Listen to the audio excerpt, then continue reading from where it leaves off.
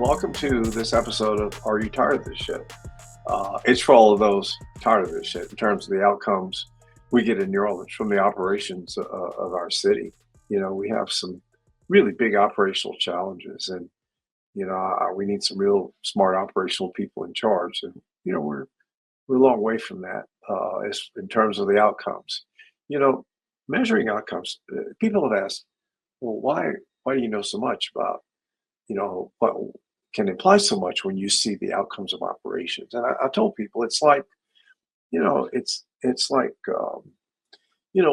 I've seen dogs doing a lot of butt snip, but they learn a lot. They know just what those dogs been eating and probably where they bought it. So that's how you know what's going on from the outcomes. And of course, I'm a doctor, so in medicine, you get urine and stool samples. You know a whole lot of what's going on from the output. So let's not uh, challenge too hard about what is that you really know about the internal workings from the outcomes. We know a whole heck of a lot, and pretty much everything when the outcomes are this consistent. So we had candidate for District E, New Orleans East, and lower nine, Cyndi Nguyen, and she talked a lot about outcomes. Take a listen to what she had to say. Hello. We're on tonight on this episode of Are You Tired of This Shit? With candidate for council CD, which is CE, which is New Orleans East and the lower nine. And we have candidate Cyndi Nguyen, who's been on the council seat before. So she's got some good experience, probably maybe about being tired of this shit. But we're here to talk about outcomes and how we're looking for better and different outcomes. And I think the key issue that's developed more as I've talked to people is managing things politically versus managing them professionally, Yeah. and then so that implies political outcomes. And if you managing something for political outcomes, and for example, I think sewage and water board, I know it is. It's controlled by the mayor. It's just kind of a disguise that there's board members and some outstanding people on the board itself. All the university presidents is somewhat of a bit of a sham. It's like giving the mayor cover, but the mayor does what they want. If the mayor and friends of the mayor. So that's just an example of getting political outcomes. The only political management has a single outcome: that's to get elected again, and that's it. That's the only outcome. So it's none that really are there to help people. We just don't have a separation of policy from politics. So that's what's come up so far in this discussion. So, what's your take on Yeah. Well, Laney, outcomes? yeah. So, kind of don't really agree. I realize the mayor, but this council also have a seat on. I think we do have one seat on the sewage and water Yeah, board. you do. And I definitely want to work to push for another one because I definitely want to, given the opportunity to get back on the council, that is a board that I definitely want to serve on. And because District E is the largest district in the city of New Orleans, and when sewage and water board is not doing their job, it heavily impacts my district. Flooding is an issue in the district. So I've served on board to where I've always been independent. And I think that's where I'm unique because I've always been about the community. I don't partake in a lot of political drama because there's so much work and the needs are so great. People are suffering to where I put all my energy and focus on advocating and getting true outcome for the resident in District E and for the entire city of New Orleans. And so that's why I feel like even though the mayor has most of the appointment, but that doesn't mean that as an appointee that you do whatever the mayor asks you. We all have to play our role in making sure that we are as a board member and advocating for people that we're serving. And so, yeah, but I hear you loud and clear though. But I think it's different. For me, it's going to be different. It's going to be making sure that we get true outcome. And I just finished my Facebook Live with my constituent, and I'm just like you. I'm about solution. I'm not going to sacrifice my family, take time away, and focus on this work, working long hours, and not have true outcome for the residents in my district. That's going to be No, my primary focus. I agree with you. You have issues related to uh, maybe not a critical mass of citizens at this time, but it is the area where the city can grow with Yes. population if we turn that population loss around. You know, we have well, what I've run into in talking to people, and I've talked to a lot of people who have left and come were visiting and who are Hmm. getting ready to leave, and and a, a minority of them are for what I call hard reasons, like they got promoted in the job somewhere else, or they moved to another company in the job somewhere else. A lot of them are just people who are tired of this shit, and a lot of these people, because right now we have some forces, external forces, making it hard for us, and we know we talk about flood and insurance and Hmm. mortgages, and so it's gotten your house is less valuable but it's gotten more expensive to own. So Yeah. that's a downward value destruction cycle. It's going to be hard. We can't change the external forces. We can't fix the government, the FEMA, we can't insurance Yeah. market. These are all big world things. So all we can do is look at the local burden, and I think real performance on the sewage and water board is critical. Hmm. And look at the sewage and water board. We're a company somewhere. It'd have been broke a long time ago with the Yeah. outcomes. Yeah. They're not acceptable. So I really I appreciate your wanting to be there and think you can have an effect on the operations of the sewage and water board. I give you a gallant award for that, a gallant, because it's you got to be tough to hang in Yeah. there and do it. Um, but I still, there are a few people and there's a few gatekeepers there. I noticed there's a whole lot of people get contracts, but only a few do the work, and Hmm. they've been documented. They're doing subpar work, and so why this goes on with the most Yeah. critical thing. Well, So Laney, you know that it's an issue. there's an upcoming election, so new leadership is Yeah, coming in. So I hope that for the citizen of the city of New Orleans, know that there's hope. yeah. I hope that they don't expect the same thing. I don't see that at all. That you're gonna get the next mayor that's gonna basically do the same thing. You're gonna, Well, yeah. So I it's think been going on post Katrina period. It the hasn't changed. We've yeah. gotten different mayors. So Yeah, no, but listen, and hopefully I say this humbly, even for the district that I am seeking to run again, there was really no work that was done prior to 2018 until we came in and we started doing the work. We started addressing the commercial blighted property, cleaning up our community. We just didn't have enough time, and change doesn't happen overnight. And so for the people in the city of New Orleans, I just don't give up. And listen, I am tired of the shit too. Listen, I am, and that's one of yeah. the reasons why I'm not giving up. Just don't give up. We got to continue to tackle this with our leaders and continue to make sure that we are supporting and suggesting ideas and partnership. And I mentioned that to my constituent. I can't do this work by myself. And so if you have a strategy that is better, let me know. And I think for us as Mm. leaders, we got to listen. We can't ask for advice and not take it, right? Or not even receive it or even attempt to try to say, okay, let's try this because a resident recommended this. And so it has Well, to be a two-way street. no, I tell you, that's golden right there because it's about um, there are a lot of people around who have nothing to gain but a functioning city. They're Hmm. good ones to ask for advice, and of course, the Hmm. people affected by it in the middle of it, they're great to ask for advice because you Yes. get some emotional reality about what's going on. So the East has some issues. So separate from the sewage and water board and flooding, it's about the critical mass of services and people, and Hmm. critical mass to have certain stores, et cetera. So I just think some creative stuff. We briefly talked about it before. Uh, you know, before a business goes away and a building goes into blight, can the city say, okay, if you stay in business, we got no property tax for you for the next Yeah. 10 years. You can't do it a year at a time. You need something to plan. Yeah. And I don't think in the next 10 years they're going to be getting rich off their not paying property tax. I think they're still going to be struggling along, trying to get critical mass for a long time. It takes some intrepid folks. And if, I think we got extremely intrepid folks Yeah. out in the East and Lower Nine. Yeah. So how do you feel about having a sense of teamwork and cooperation with the council and the mayor instead of the shit show we've had. Yeah. Everybody's screaming, you know? Yeah, no. And listen, screaming doesn't do anything. It's just No. lip service and drama and grandstanding, and it still hasn't changed the outcome for it. And so you're not going to see me doing a lot of grandstanding because I feel like that is a waste of energy.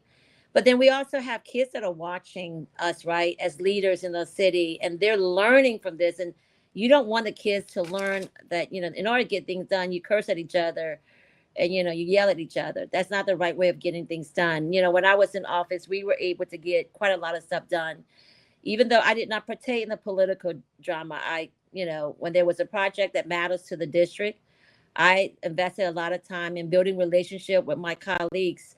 I don't know many people know this, but when I got elected, I actually set up a tour for my whole entire colleagues, everybody on the city council, and I gave them a tour of District E. And I showed them this is an area, because I already knew what I was going to be tackling in, because I did my research. I said, this is an area that matters to District E. And we took them to Lincoln Beach. I took them all the way to Venetian Isle, Lake Catherine, Fort Pipe, all the way to the Low Line, look at North Claiborne in reference to the overgrown lot. Back to the east, look at the Plaza site, look at the Six Flags site, Lincoln Beach, and then all the blighted commercial property and residential blighted property. And they saw and they knew what I was working. So I didn't have a hidden agenda. And because of that, Laney, in the 4 years that I was in office, we were able to demolish 173 homes that were abandoned since Katrina. We were able to get that demolished and clear for those neighborhoods.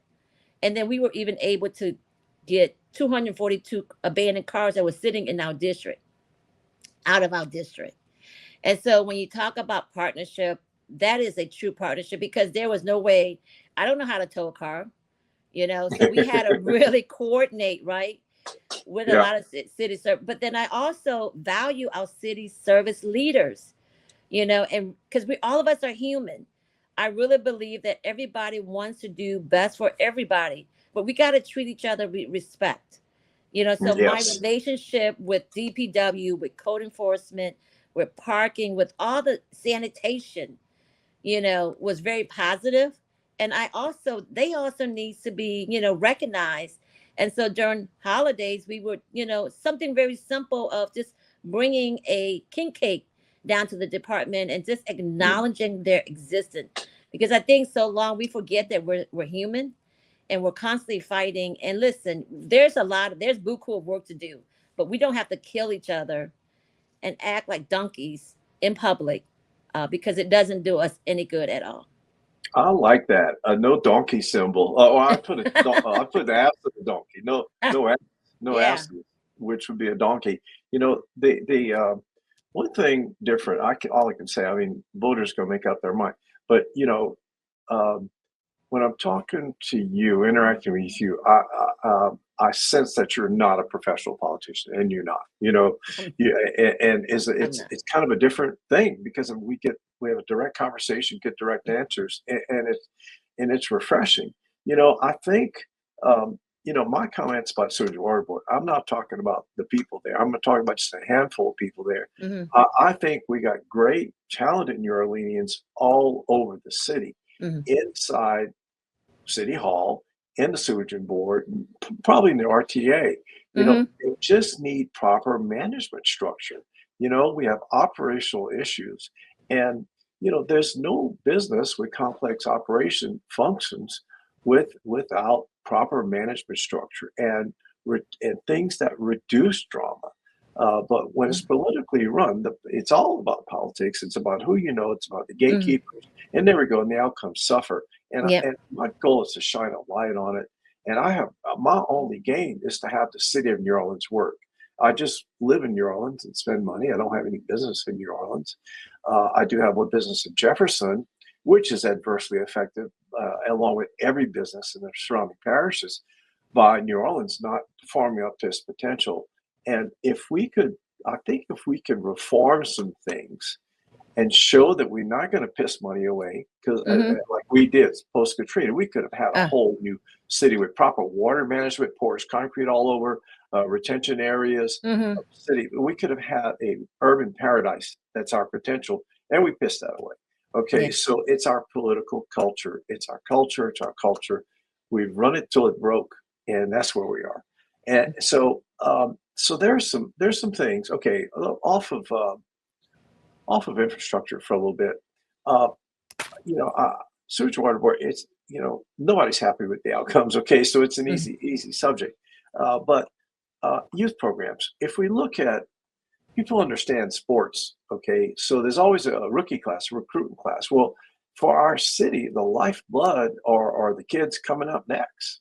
I mean, so we again we hand well, the city tends to be has been. I can tell you it has been because I'm on the inside on the staff, volunteer at Heroes on Mm-hmm. Murals, a youth program, and I've been there 3 years, and it's I think before I was engaged with Greg and the kids and sitting there with them and teaching them stuff and just asking them questions.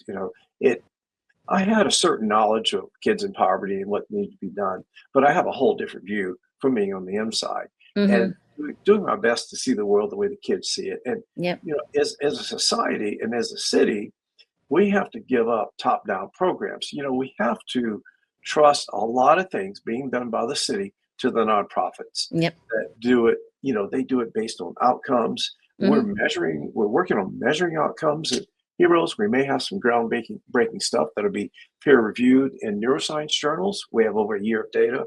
If we have something, we want to pass it on to every nonprofit. And in our city, we have outstanding universities. I mean, there's no reason we couldn't. UNO Neuroscience is engaged with a nonprofit.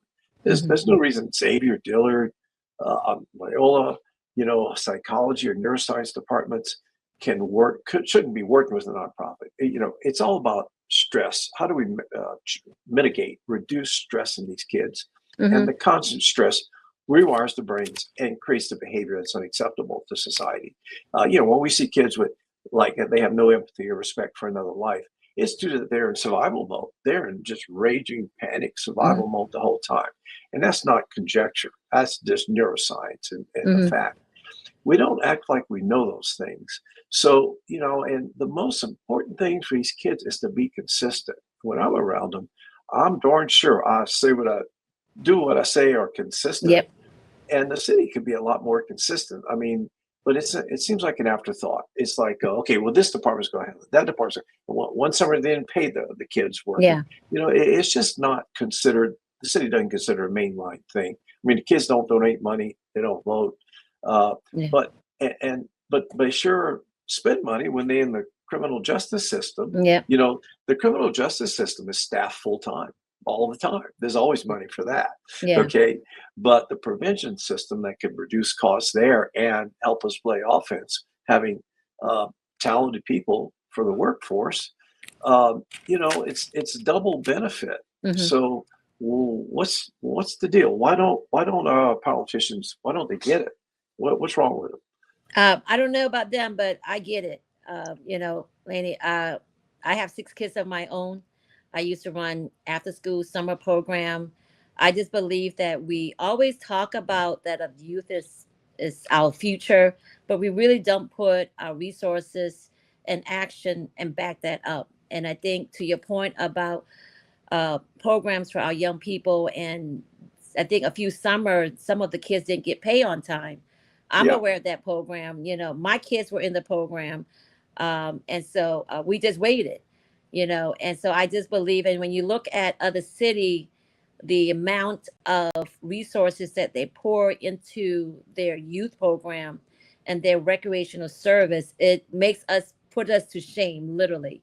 And yes, so I just believe that we need to stop doing lip service. We need to make sure like we are showing action. This weekend was Katrina 20, as we all know. And as I reflect on what wasn't done, and we can't undo it, we have the responsibility to make sure that we've learned from what happened 20 years ago and not write the same story for the next 20 years. And if we don't get it, the city of New Orleans will be facing another 20 years of nothing. And listen, Laney, I am not going to be part of that. I am definitely going to make sure And I need people to say, hey, Cyndi, look at this. Hey, partner with this. I need people to kind of guide me, because at the end of the day, I'm running for office and spending time away from my family, not to play games. I'm running because I want to make District E, the city of New Orleans, better, not just for my children, my grandkids, but for everybody. But I can't do it by myself. We got to do it together. And I promise you, Lena, like, I believe in collaboration. I come from the nonprofit sector. I don't know if you know that. 25 years in nonprofit. I started my own nonprofit almost 25 years ago, and it is still standing.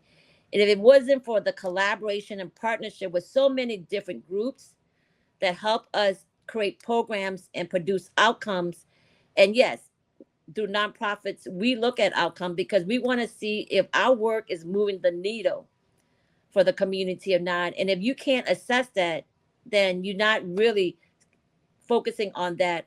I come from an era where we work ourselves out of a job. Have you ever heard that statement? Yeah. Oh yeah, You just so much. that's the You're just training so that much I good. get. They don't need you. Yeah. That's the training that I get when I got Yeah. into we work ourselves out of a job, and that's what we're gonna continue to do that, because at the end of the day, I want to put myself out of a job and be able to That enjoy the community. at some point offline, let's you and I talk about how you're measuring outcomes, because Okay, that we may have something of use for you. Um, great. well, I have to say it's refreshing to hear some real outcome-based thinking. You know, one of the things I think is key for our city leaders. Yeah, I think you look a whole lot stronger if you just readily admit what you don't know. Mm-hmm. Okay, and because you know, I'm getting old now. I'm almost 72, and I know exactly what I don't know. You Yeah. know, and I'll tell you in a microsecond. But fortunately, I do know a lot of stuff because I've been doing a lot of things, and I've been curious my whole life, and you know how things work and machinery, etc. Mm-hmm. So you know, looking at stuff like that, you know, I would think water management is like really high on your list. We mentioned it Yeah. earlier.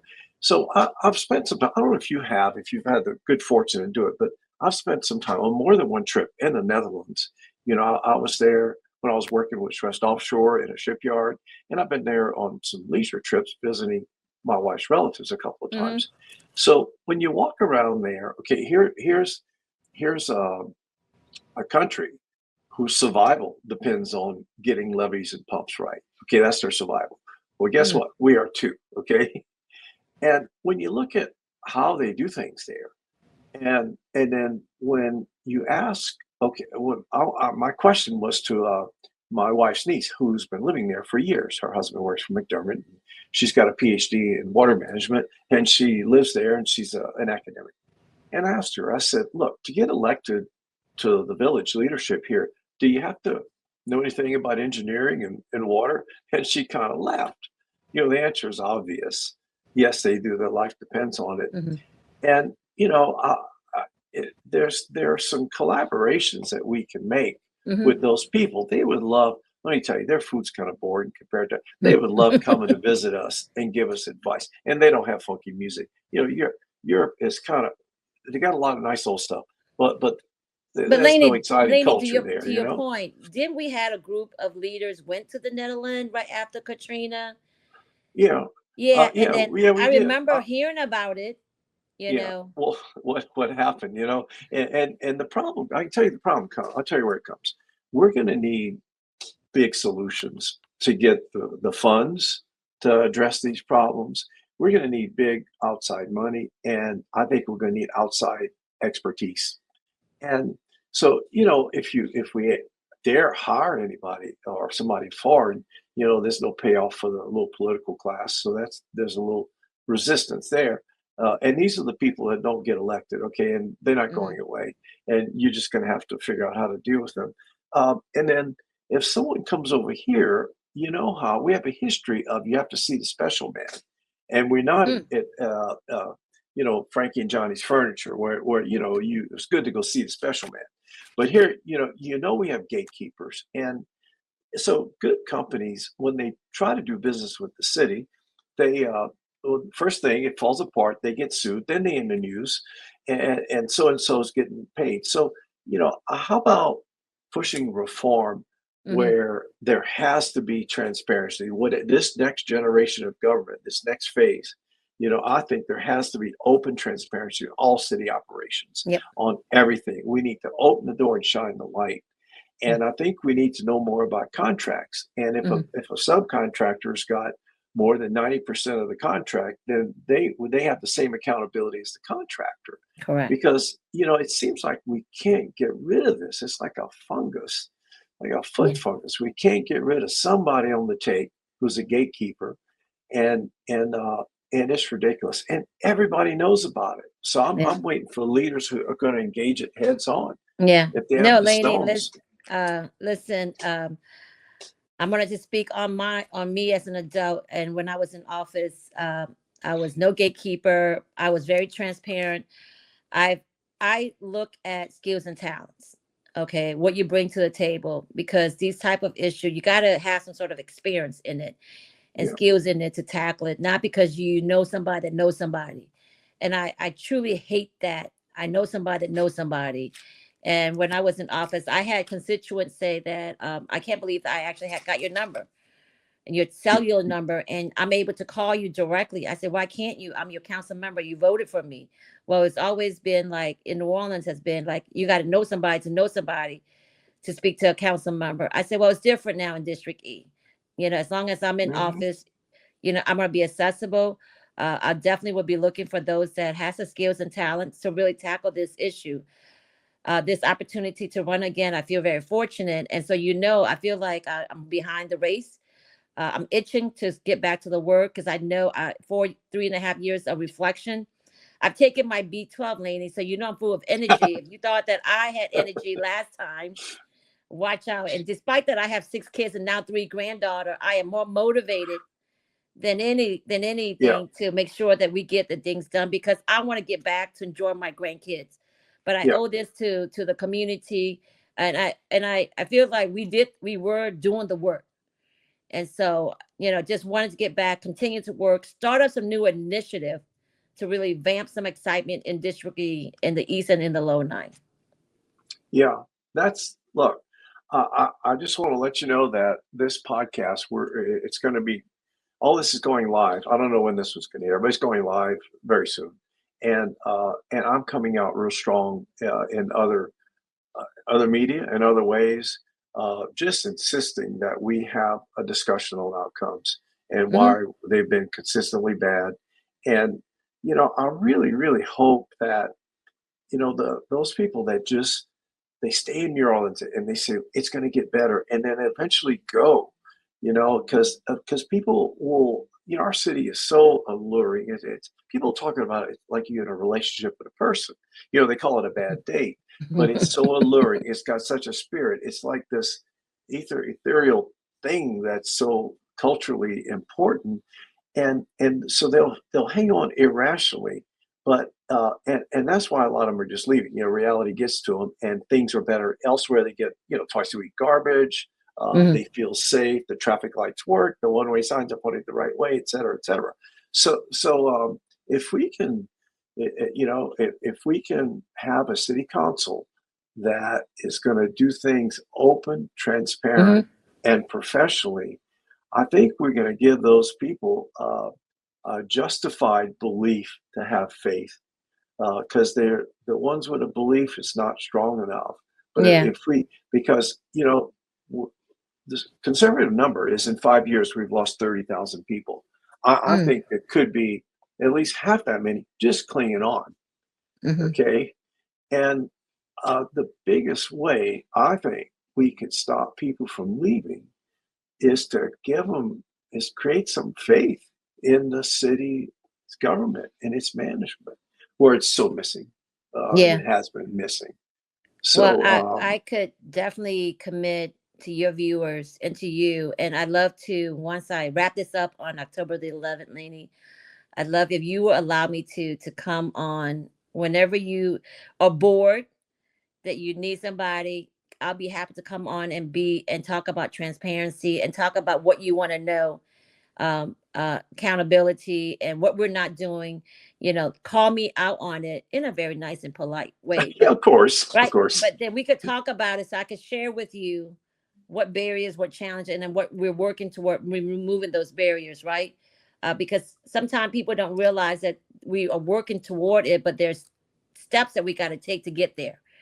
And sometimes those steps are not very obvious, but I'm one that, and again, transparency is kind of like my middle name, Yeah. because I believe that being open, no one is perfect. I want to be a better council member.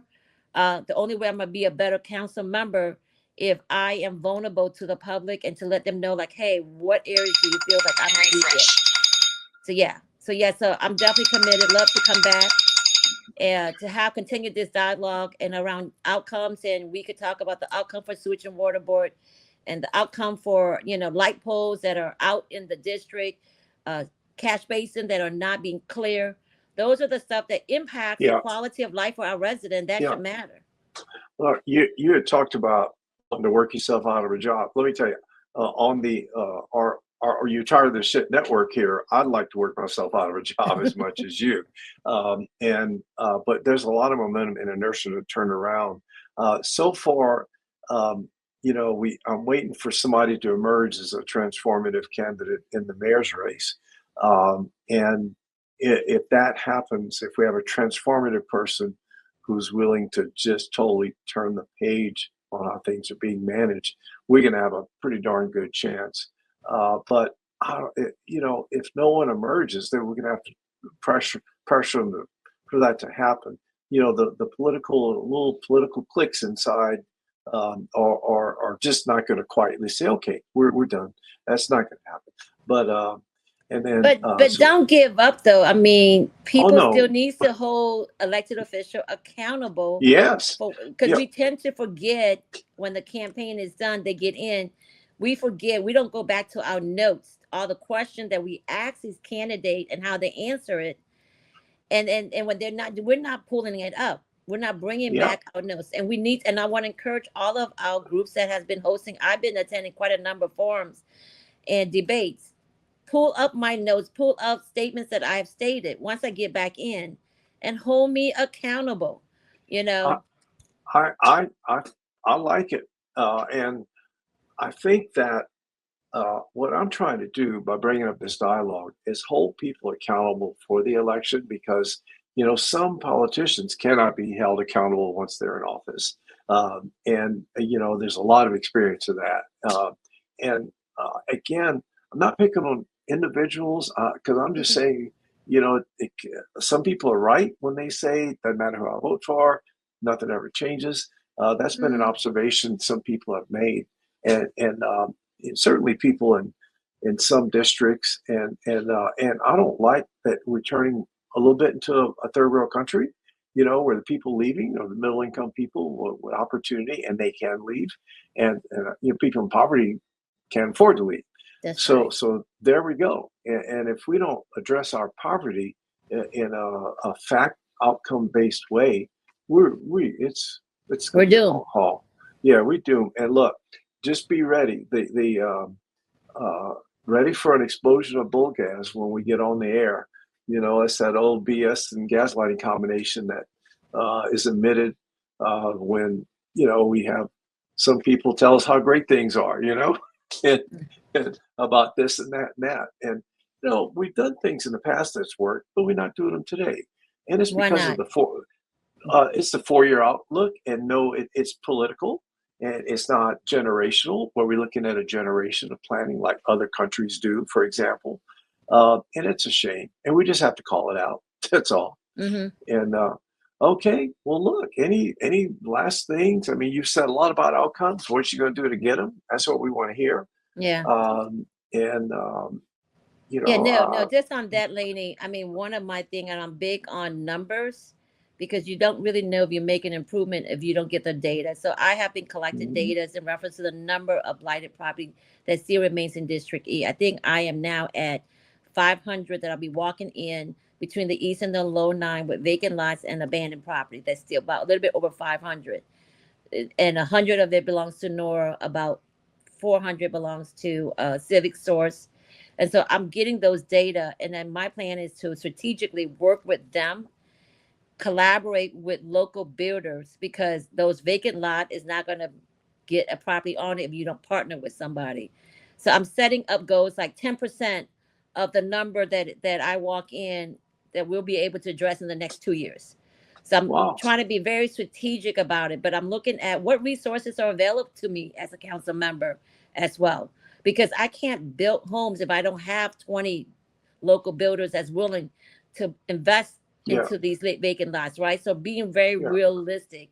I want to look at the number of cash basin in my district. I'm still getting the number. How many of it was not clean, or didn't have any covering on it?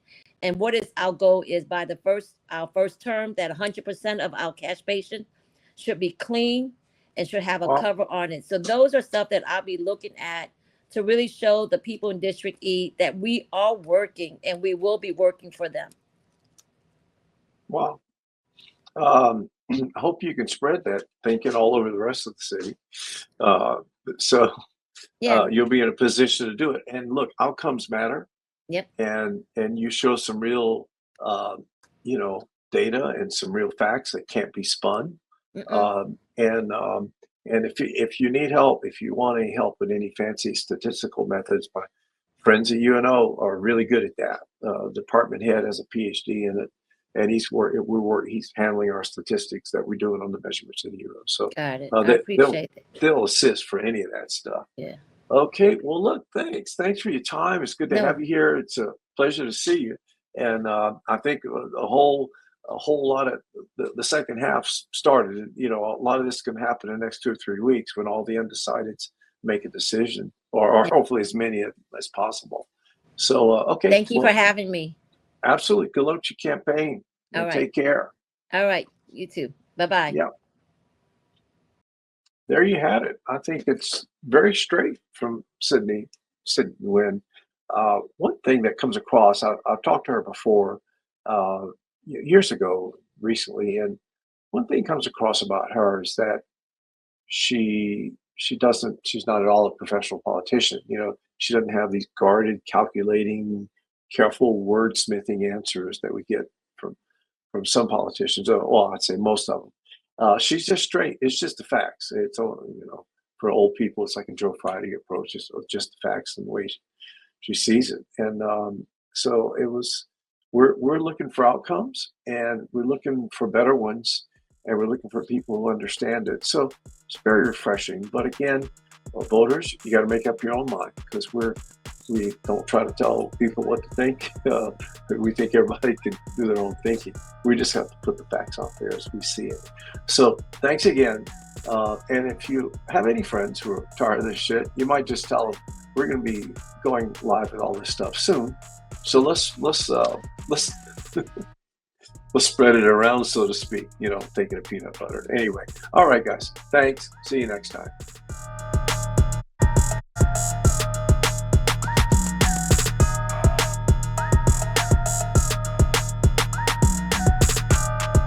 This has been a BAM Network production.